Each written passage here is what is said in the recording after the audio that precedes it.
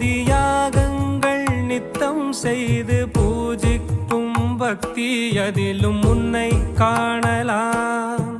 பசி என்று தன் முன் வந்து கையேந்தி கேட்கும் போது தன் உணவை தந்தால் கூட உன்னை காணலாம்.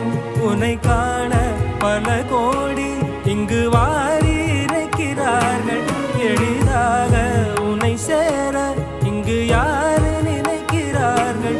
அலங்காரம் அதில் நீ இல்லை, அகங்கார மனதில் இல்லை. துளி கள்ளம் கபடம் கலந்திடாத அன்பில் இருக்கிறாய். உணர்ந்தேன் உனையே